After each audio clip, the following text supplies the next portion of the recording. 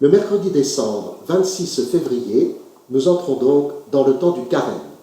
Ce carême 2020 se situe après quelques jours où le pape François a rendu public son exhortation apostolique post-synodale sur l'Amazonie, intitulée « Chère Amazonie ». Dans ce texte, le pape fait 4 rêves. Eh bien, je voudrais reprendre ces 4 rêves pour qu'ils nous aident aussi à vivre le temps du carême chez nous, dans notre diocèse d'Aire et d'Ax. Le premier rêve est un rêve social. Nous savons combien, dans notre pays, la vie en société est difficile. Nous le voyons presque tous les jours, la violence, les difficultés de toutes sortes, dans tous les milieux d'ailleurs, nous empêchent parfois de vivre sereinement. Peut-être que ce rêve social pourrait nous aider à nous dire que la perspective de la résurrection ouvre toujours des brèches, y compris là où la violence, les difficultés et la mort sont présentes.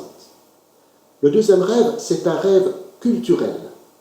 Bien sûr, pour l'Amazonie, il s'agit bien de découvrir comment est-ce que la culture d'Amazonie est différente d'autres cultures, comme la culture européenne.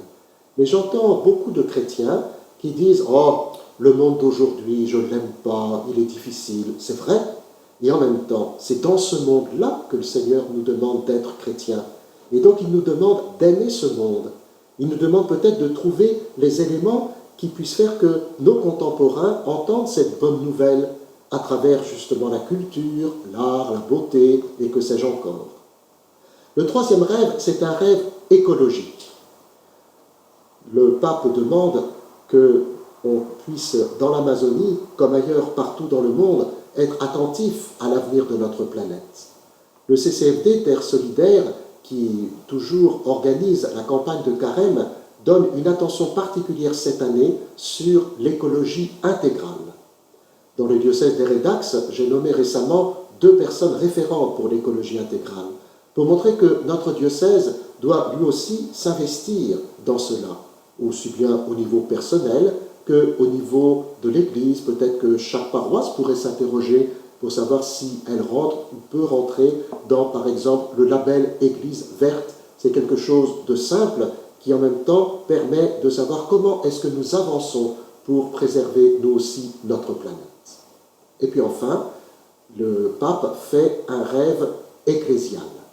Eh bien, ce rêve ecclésial, je voudrais aussi que nous le fassions pendant notre temps du carême. Vous savez que ce temps de carême est le temps de conversion pour que nous puissions renouveler les promesses de notre baptême. Je pense aux personnes adultes qui seront baptisées dans la nuit de Pâques, ainsi qu'aux jeunes et aux enfants, nombreux aussi, qui sont baptisés au moment de Pâques. Je pense aussi à notre année sur le dimanche. Dimanche, premier jour de la semaine, c'est-à-dire jour de la résurrection. Et nous nous réjouissons de nous préparer à ce temps de Pâques pour que nous puissions vraiment vivre le dimanche comme chaque dimanche un jour de résurrection.